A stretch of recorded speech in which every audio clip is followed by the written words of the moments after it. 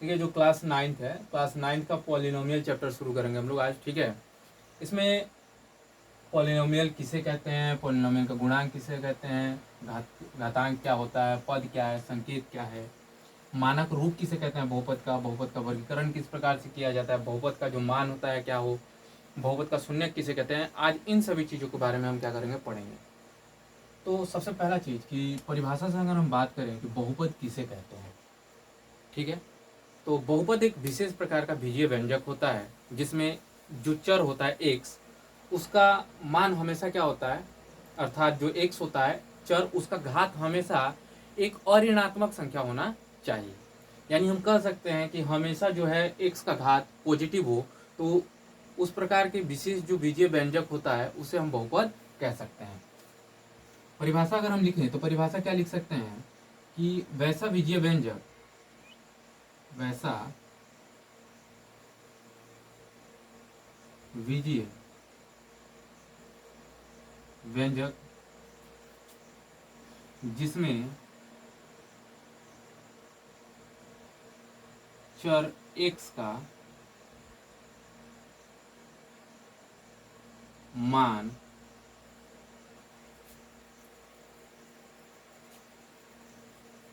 चर x का जो घातीय मान है, यानी जो पावर है,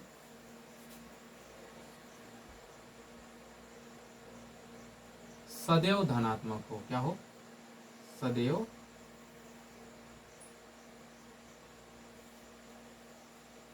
धनात्मक हो, तो उसे हम कह सकते हैं कि वो क्या है, एक बहुपद है, ठीक है।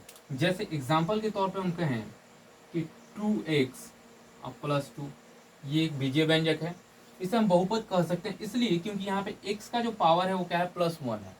दूसरी चीज कि x² + 3x और -2 लिख दें तो भी यहाँ पे प्लस है, यहाँ भी पावर क्या है, प्लस है। अगर हम लिखें कि 2t² और -3t और +3, तो ये भी क्या है, एक बहुपद है, क्योंकि इसमें भी जो पावर है वो प्लस में है। लेकिन ठीक इसी चीज को अगर हम इस तरीके से लिखते हैं कि 2x के पावर -1 + 2, तो क्या ये बहुपद होता, नहीं होता, क्योंकि परिभाषा में दिया है कि वैसा बीजीय व्यंजक जिसमें चर का घातीय मान सदैव धनात्मक हो। तो यहाँ पे जबकि ये घातीय मान क्या है, धनात्मक नहीं है, ये क्या है, ऋणात्मक है, इसीलिए इसे हम कहेंगे कि बहुपद नहीं है, ठीक। दूसरा चीज कहते हैं कि गुणांक, यानी कोफिशिएंट जिसे हम कहते हैं, क्या कहते हैं, कोफिशिएंट। कोफिशिएंट जो है यानी जो गुणांक है, गुणांक किसे कहा जाता है।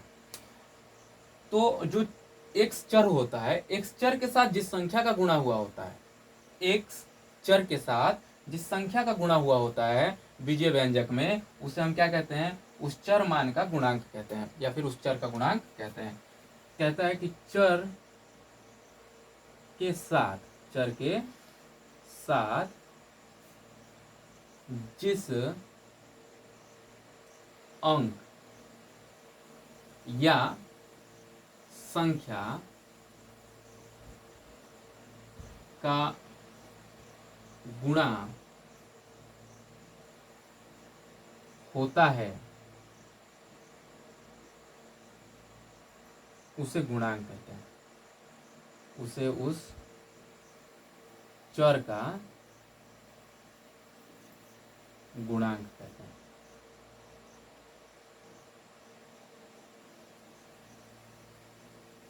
ये तो हो गया परिभाषा गुणांक का, कि यदि कोई चर दिया हुआ है आपका बीजीय व्यंजक में, उस चर के साथ किसी भी अंक या संख्या का गुणा हुआ होता है, तो उस चर के लिए हम क्या कहते हैं, उस अंक या संख्या को उसका गुणांक कहते हैं। जैसे एग्जाम्पल के तौर पे अगर हम बात करें यहाँ पे कि ये लिखा हुआ है आपका 10x² + 3x और -5, ये एक प्रकार का क्या है, बीजीय व्यंजक है। ये बहुपद भी है क्योंकि इसके जो x है, x का जो पावर है वो क्या है, धनात्मक है। तो अब यहाँ पे अगर पूछ दिया जाए आपसे कि x² का गुणांक बताइए, x² का गुणांक क्या होगा, x² का गुणांक क्या होगा इसमें। तो x² से अगर गुणांक पूछ रहा है तो गुणांक का मतलब क्या दिया हुआ है यहाँ पे, ये देखिए कि चर के साथ जिस अंक या संख्या का गुणा हुआ होता है उसे उस चर का हम गुणांक कहते हैं। तो किस चर के बारे में पूछ रहा है, तो x² के बारे में पूछा है। एक्स स्क्वायर के साथ किस अंक का या फिर संख्या का गुणा हुआ है, तो 10 का गुणा हुआ है।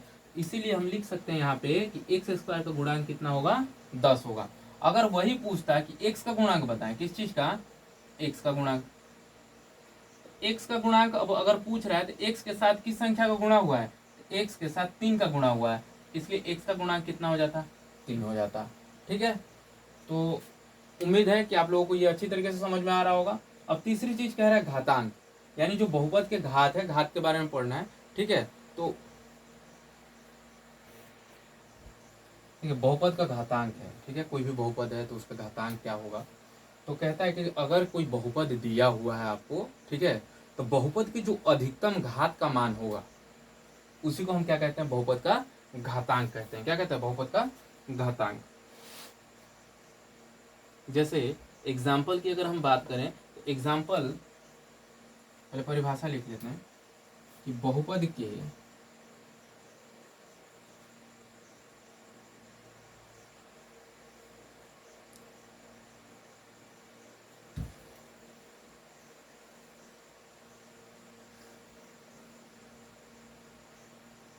अधिकतम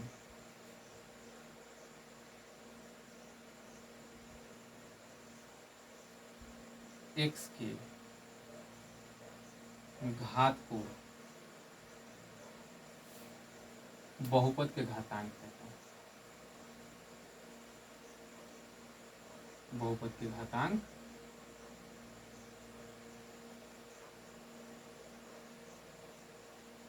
कहते हैं। जैसे एग्जाम्पल के तौर पे अगर बात किया जाए कि 10x³ plus 3x square minus 2x plus 5, एक पहला एग्जाम्पल ये है आपका।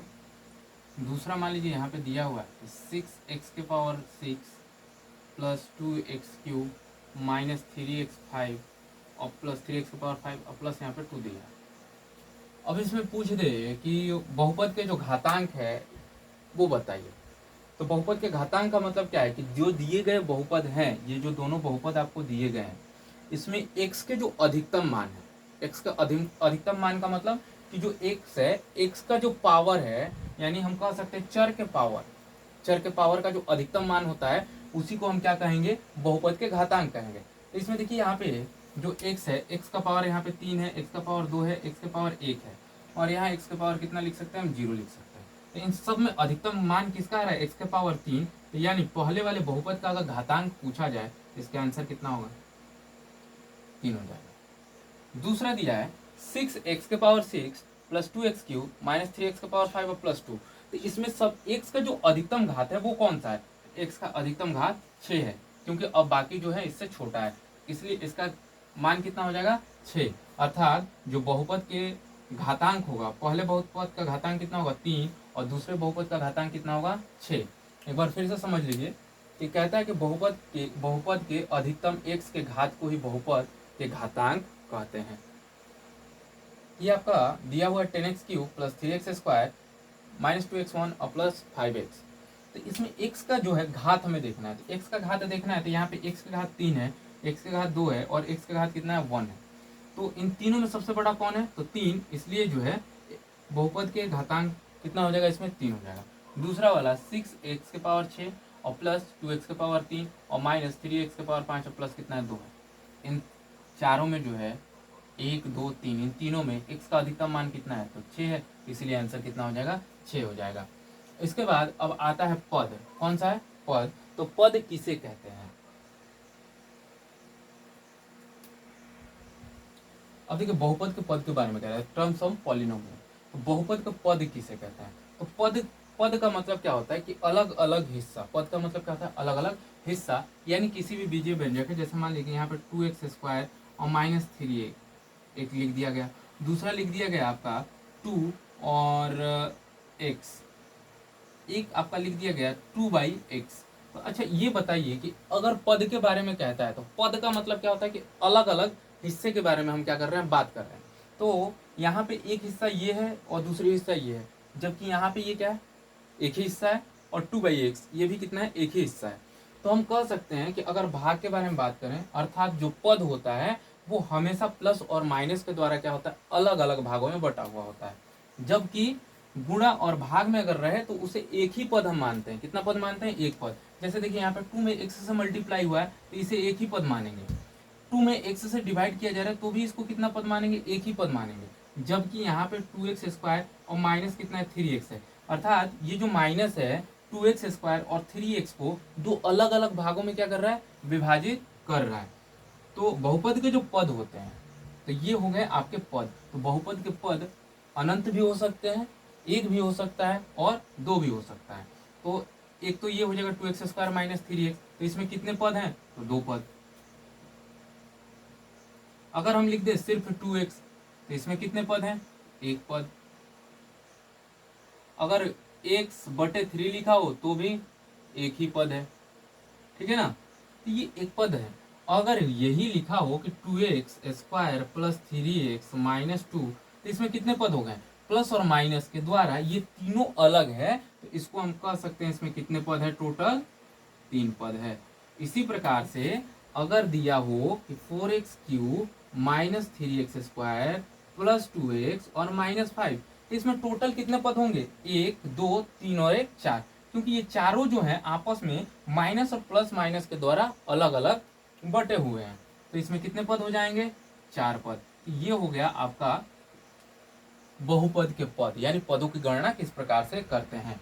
दूसरी चीज है कि बहुपद के संकेत। बहुपद के संकेत, तो संकेत जो होता है यानी जो सिंबल होता है वो क्या क्या हो सकता है बहुपद का। अगर किसी बहुपद में चर x के रूप में हो, किस रूप में हो? सबसे पहला चीज तो ये जान लीजिए कि बहुपद को मेनली हम किससे डिनोट करते हैं? p से। किससे? p से। और यहाँ पे x लिखते हैं, अर्थात कि बहुपद में जो चर होगा वो किस रूप में होगा? x के रूप में होगा। जैसे देख लीजिए कि 2x plus 3x, 2x square plus 3x minus 2 इस रूप में दिया होगा अगर यहाँ ब्रैकेट के अंदर x दिया हो। अगर दूसरी चीज यहाँ पे दिया हुआ है कि py, क्या दिया हुआ है? py, अर्थात अब जो बहुपद होगा उसमें सारे चर किस रूप में होंगे? y के, अर्थात 2y स्क्वायर अब प्लस 3y और माइनस कितना हो जाएगा? 2। अगर gx दिया हो तो भी मतलब क्या है कि जो भी बहुपद होगा वो किसके रूप में होगा? x, जो बहुपद में चर होगा वो किस रूप में होगा? x के रूप में होगा। तो किसी भी बहुपद को हम px, gx या फिर मान लीजिए कि qx, rx या फिर t, इन सभी चीजों के द्वारा हम क्या कर सकते हैं? दर्शा सकते हैं। तो ये हो गया हमारे बहुपद के संकेत। अब उसके बाद हम देखते हैं मानक रूप और वर्गीकरण, ठीक है। अब देखिए पढ़ेंगे मानक रूप, यानी जो स्टैंडर्ड फॉर्म होता है पॉलिनोमियल का वो क्या होता है, यानी बहुपद को हम किस रूपों में लिख सकते हैं। तो बहुपद को या तो हम x के जो घात है उसके बढ़ते हुए क्रम में लिख सकते हैं या फिर घटते हुए क्रम में लिख सकते हैं। अर्थात बहुपद को जो लिखने की तरीका होता है उसके घात के आधार पे, उसी चीज को हम क्या कहते हैं? बहुपद के मानक रूप कहते हैं। जैसे एग्जाम्पल के तौर पे अगर बात किया जाए तो यहाँ देखिए 2x cube plus 3x square minus x plus 4, और एक दूसरा बहुपद हम लेते हैं यहाँ पे 4x minus 2x square plus x cube, और एक बहुपद यहाँ पे ले लेते हैं तीसरा नंबर, मान लीजिए कि 5x square plus 6x cube और माइनस 2x और प्लस 5x के पावर 4। ये तीनों बहुपदों को हमने लिख दिया। तो पहला चीज कि बहुपद की जो लिखने के तरीका है, मानक रूप ये सिखाता है कि हमें बहुपद को किस प्रकार से, किस ढंग से लिखना चाहिए।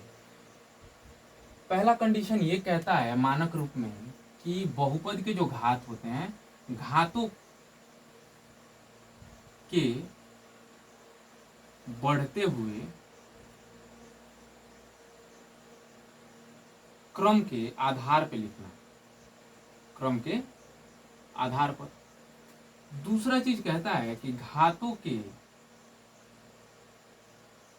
घटते हुए क्रम के आधार पर लिखना। यही दोनों चीज जो है हमें सिखाता है मानक रूप, कि बहुपद अगर हम लिख भी रहे हैं तो उसके जो घात है, घातों को बढ़ते हुए क्रम में सजा लें या फिर घातों को घटते हुए क्रम में सजा ले, लेकिन मिक्स करके न लिखें। यहाँ पे देखिए x के पावर 3, x के पावर 2, x के पावर 1 और यहाँ x के पावर 0। तो ये हमारा जो है घटते क्रम में। दूसरा यहाँ पे x के पावर 1 है, x के पावर 2 है, x के पावर 3 है, तो ये हो गया बढ़ते क्रम में। किस क्रम में है ये? बढ़ते क्रम में। और ये किस क्रम में है? तो घटते क्रम में। अर्थात इन दोनों को हम क्या कर सकते हैं कि बहुपद का मानक रूप कह सकते हैं। लेकिन क्या इसे बहुपद का मानक रूप कहेंगे? बिल्कुल नहीं, क्योंकि यहाँ पे x के पावर 2 है, यहाँ x के पावर 3 है, यहाँ x के पावर 1 है, जबकि यहाँ पे x के पावर 4 है। इसीलिए ये मानक रूप नहीं होगा, जबकि ये दोनों क्या होंगे? मानक रूप होंगे। क्योंकि एक में घातों को घटते हुए क्रम में सजाया गया है और दूसरे में घातों को बढ़ते हुए क्रम में सजाया गया है। ठीक। अब दूसरा चीज है वर्गीकरण, यानी बहुपद का वर्गीकरण किन किन आधारों पे किया जा सकता है। तो बहुपद जो है, बहुपद का वर्गीकरण दो रूपों में किया जाता है। पहला कि घात के आधार पे और दूसरा पद के आधार पे। वर्गीकरण की अगर हम बात करें तो वर्गीकरण देखिए, जो बहुपद है, बहुपद का वर्गीकरण दो भागों में किया जा सकता है और दो आधार पे। पहला कि हम यहाँ पे कह सकते हैं कि जो पद है, पद के आधार पे, यानी बेसिस और टर्म पे। और दूसरा चीज है घात के आधार पे, यानी बेसिस ऑफ पावर।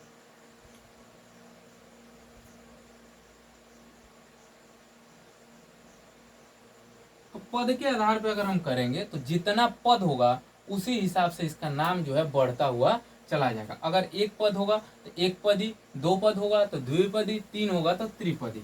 जैसे अब देखो यहाँ पे पहला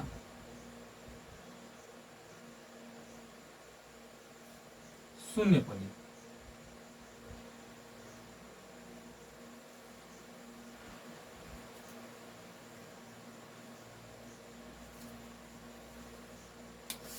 अरे मच्छर।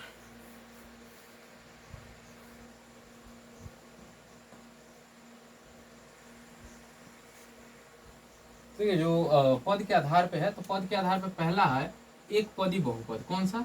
एक पदी।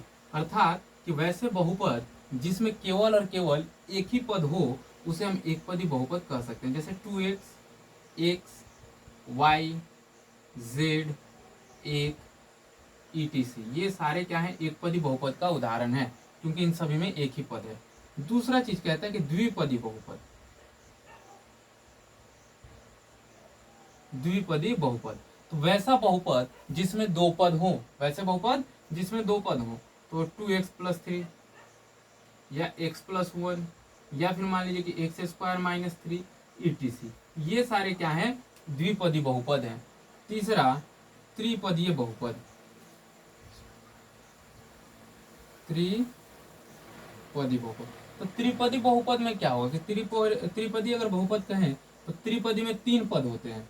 जैसे 2x² + 3x और -1, इसमें तीन पद है। उसके बाद अगर हम बात करें कि 2x² + 1 और माइनस यहाँ पे x और -1, इसमें भी कितने पद है? तीन पद है। तो 1 2 3 और 1 2 3, तो तीन तीन पद जिसमें है उसे हम क्या कहेंगे? त्रिपदी बहुपद। उसके बाद आता है चतुर्पदी बहुपद। तो मान लीजिए कि जिस तरीके से पदों की संख्या बढ़ेगा वैसे वैसे इनका नाम में परिवर्तन होता चला जाएगा। एक पद होगा तो एक पदी, द्विपद होगा तो द्विपदी। देखिए यहाँ पे कॉमा दे रहे हैं इन सभी को, या फिर इस तरीके से सेपरेट करते हैं।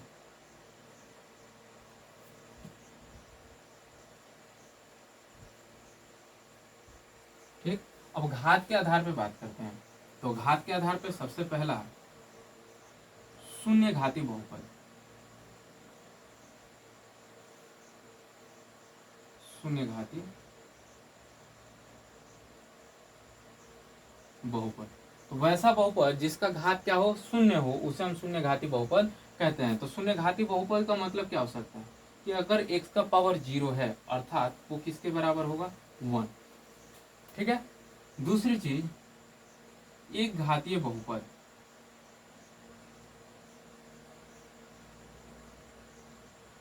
एक घातीय बहुपद इसे रैखिक बहुपद भी कहते हैं, या फिर रैखिक बहुपद, क्या कहते हैं इसे, रैखिक बहुपद। इसमें जो भी आपका बहुपद है, इस बहुपद में हमेशा पावर कितना होगा, एक ही होगा।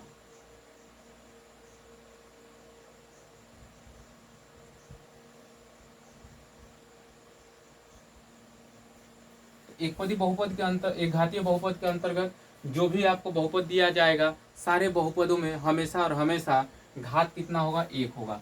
उसके बाद द्विघातीय बहुपद, कौन सा, तो द्विघातीय बहुपद। तो द्विघातीय बहुपद किसे कहते हैं, वैसा बहुपद जिसका घात कितना हो, 2 हो। जैसे 2x² + 3, 3x² - 2, या फिर t² - 4, या z² - 2। इस तरीके के जो बहुपद होंगे इसे क्या कहेंगे, द्विघातीय बहुपद कहेंगे। अब त्रिघातीय बहुपद, त्रिघातीय का मतलब क्या होता है, 3, त्रि मतलब 3 और घातीय मतलब जो पावर है, यानी जिस बहुपद का घात 3 हो उसे हम त्रिघातीय बहुपद कह सकते हैं।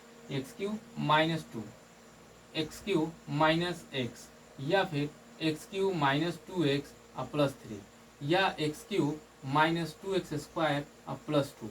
ये सारे क्या हैं, त्रिघातीय बहुपद है, क्योंकि इन सभी बहुपदों का अधिकतम घात कितना है, 3 है।